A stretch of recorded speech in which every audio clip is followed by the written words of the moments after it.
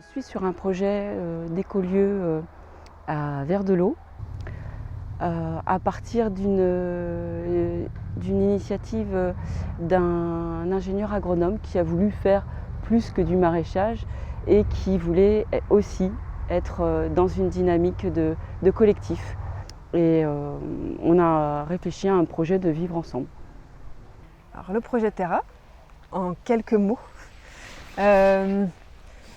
c'est un projet où il y a plein de manières de le décrire. Je vais employer une manière. C'est un projet qu'on peut décrire comme un projet de développement local ou de développement territorial qui est localisé dans une zone rurale du Lot-et-Garonne. Donc dans 3 petits villages de 200 à 800 habitants. Et où l'intention c'est de contribuer à la vitalité du territoire et contribuer au fait d'engager une transition écologique, sociétale sur ce territoire-là. Et tout ça pour, globalement, si je devais résumer, voir comment on refait société et comment on reconstitue un modèle économique qui soit viable, respectueux des humains et de la nature. Je rentre au projet Terra par la voie économique. Donc, ça m'intéressait travailler pour l'expérimentation d'un projet qui puisse rendre libre et heureux l'être humain et surtout que la partie économique soit, entre guillemets, résolue. C'est le thème du revenu d'autonomie. Donc, comment on va générer un revenu d'autonomie? Cette richesse, elle va venir d'où? Comment on va la répartir? Comment on va faire pour que ça ne parte pas dans les banques ou dans les systèmes financiers, etc., etc., etc. Ça, c'est ma porte d'entrée.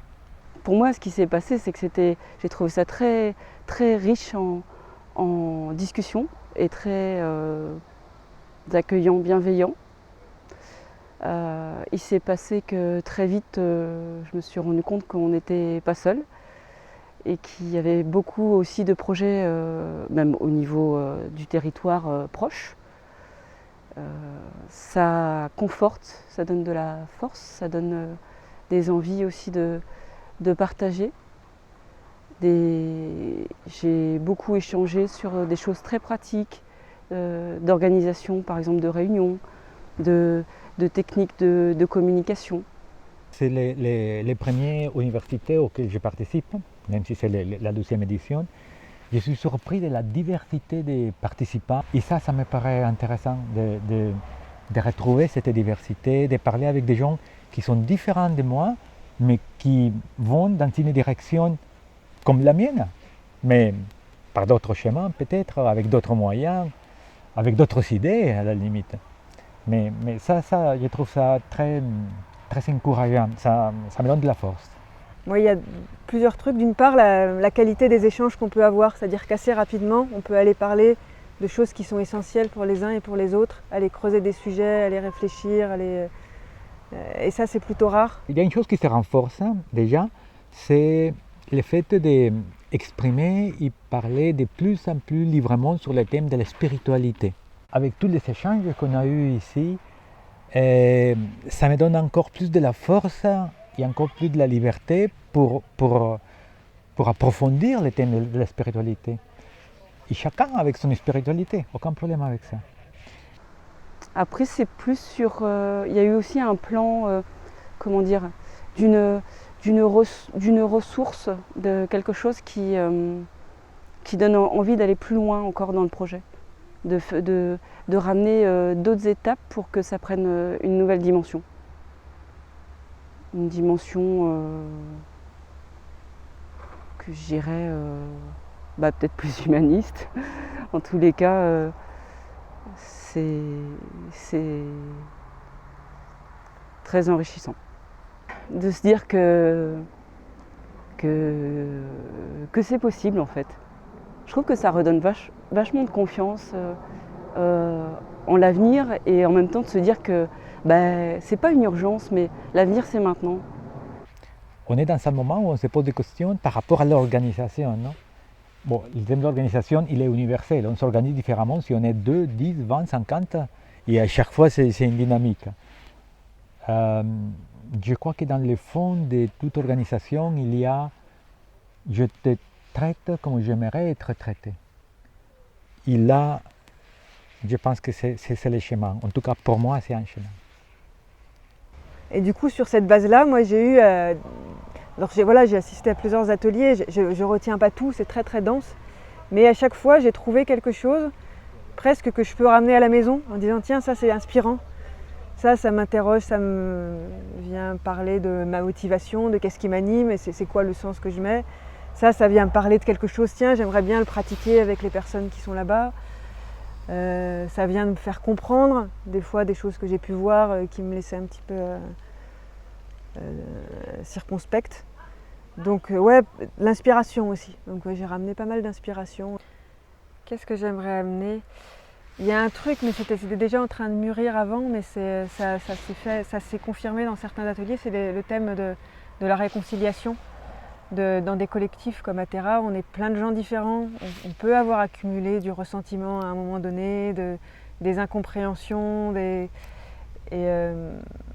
j'aimerais bien arriver à ce qu'on arrive à faire ce saut pour dépasser un petit peu un certain nombre de tensions qu'on peut avoir, ou vraiment de ressentiment, de malaise, de sentiments que là à tel endroit on s'est trompé, on aurait dû faire comme ça. Voilà, comment on fait la paix avec le passé pour arriver à quelque part construire la suite.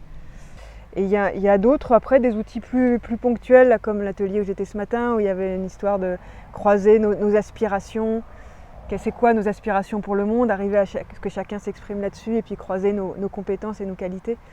Et ça, presque rien que dans une première étape, j'aimerais bien le faire au moins dans un sous-groupe, juste pour mieux se connaître, ne serait-ce que pour ça, et pour arriver à stimuler des discussions. Et justement, peut-être c'est un pas pour échanger à un autre niveau qu'à un niveau strictement matériel qui est utile. Mais voilà, on ne va pas rester sur pourquoi je t'ai tapé sur les doigts avec un marteau le 16 mars 2018.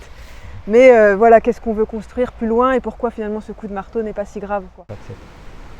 Et dans ces contextes, ce qu'on a fait ici, toute la diversité qu'on a trouvée, toute la force qu'on s'est donnée les uns aux autres, va dans le sens de cette nation humaine universelle.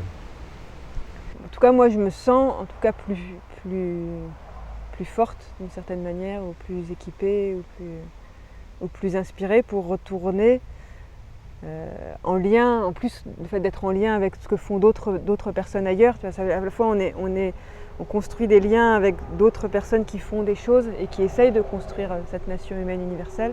Et après nous, là où on vit, en tout cas moi, là où je vis, j'essaye de faire des choses avec les autres humains, de construire ce que j'appelle une autre forme de société qui soit plus humaine et qui soit ouverte à tous et toutes. Et donc quelque part en venant ici, j'ai été me charger quelque part pour contribuer à la construire. Un message à transmettre. Trouver trouver autour de vous des personnes qui pourraient partager un projet qui rassemble, de faire ensemble, que ce soit culturel, la culture du sol, culturel, l'art, et qui vous permettent où vous sentiez un épanouissement, et qui permettent de faire du lien. Ouais.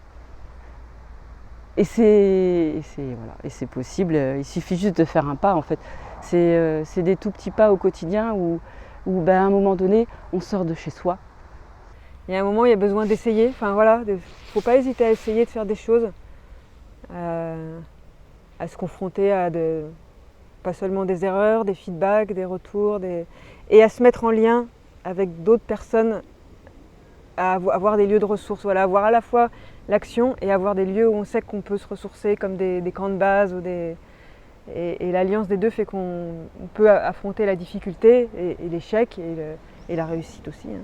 Et en même temps, on sait où est-ce qu'on peut aller reprendre de la force, arriver à trouver cet équilibre-là, quoi.